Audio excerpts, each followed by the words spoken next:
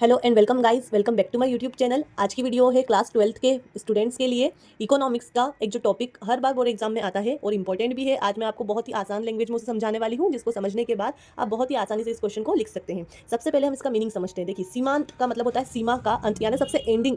उपयोगिता, किसी भी चीज़ को यूज़ करने से हमें जो सुकून मिलता है, जो संतुष्टि मिलती है, वो हमारी उपयोगिता होती है। हास का मतलब होता है कम होना। हास का मतलब क्या होता है? कम। तो ये नियम क्या कहता है? देखिए, अगर आपको मैं मान लीजिए मैं रोटी खिलाना शुरू करती हूँ। देखिए, मैंने इसका एग्जांपल बनाया हुआ है। इसका नाम है मोनू। इसका नाम क्या है? मोनू। मोनू की अम्मी इसे खाना खिलाना शुरू करती है। ये रोटी खाता है। देखिए, एक प्लेट में इतनी सारी रोटी रखी है। अब आप ये रोटी एक खाएगा। इसको सोचिए, मान लीजिए कि अगर आप रोज़ा रख रहे हैं या फिर जो व्रत रखते हैं, जो फास्ट रखते हैं, अब सुबह से आपको पानी नहीं पिलाया जाए और जब हम फास्ट अपना तोड़ते हैं, रोज़ा इफ्तार करते हैं, उस वक्त जब हम वो पानी पीते हैं, तब आप मुझे बताइए कि वो आपके लिए कितना इंपॉर्टेंट होता है। उससे जो एक घुट पीकर जो आपको संतुष्टि मिलती है, वो सबसे ज़्यादा होती है। मतलब वहाँ पर आपकी उपयोगिता जो होगी पानी की, वो क्या होगी? सबसे ज़्यादा। ऐसे ही किसी को मैं बहुत टाइम तक भूखा रखूँ और फिर उसे एक निवाला खिलाऊँ, तो सोचिए उसके लिए वो एक निवाला कितना कीमती होगा। और उसके बाद अगर फिर उसके बाद हम पानी पिए या उसके बाद हम खाना खाएँ, तो फिर धीरे-धीरे हमें खाने से संतुष्टि मिलना शुरू हो जाती है और हम धीरे-धीरे हमारे लिए उसकी उपयोगिता क्या हो जाती है? कम। देखिए, अगर कोई भूखा इंसान है, वो पहली रोटी खाएगा, तो वो तो बड़ा खुश रहेगा, पहली रोटी में खुश। मान लीजिए उसको रोटी खिलाना शुरू करी, पहले 5 फिर 4, मतलब खाते गया और एक हद के बाद क्या होगा? हमारा पेट भर जाएगा।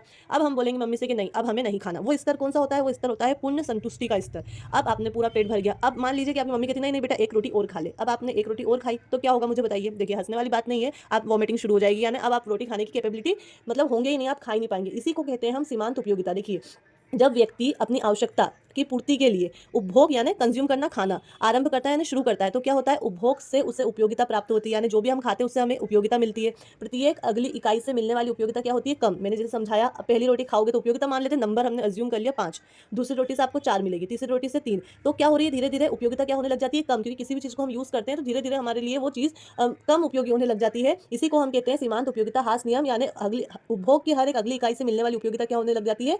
कम, जिसे हम कहते हैं सीमांत उपयोगिता ह्रास नियम। उदाहरण के लिए मैंने देखिए रोटी लिया है, रोटी की संख्या आप नंबर ले लें 1 2 3 5 7 तक नंबर, सीमांत उपयोगिता सबसे पहली रोटी सबसे ज़्यादा होगी, फिर धीरे-धीरे क्या होने लग जाएगी? कम। फिर एक टाइम पर क्या आ जाएगी? 0। जब हमारी उपयोगिता सीमांत उपयोगिता 0 होती है, वो स्तर कौन-सा होता है? पुण्य संतुष्टि का स्तर। और फिर साथ में वो क्या हो जाती है? वो ऋणात्मक होना शुरू हो जाती है, यानी कम, उस 0 से भी कम।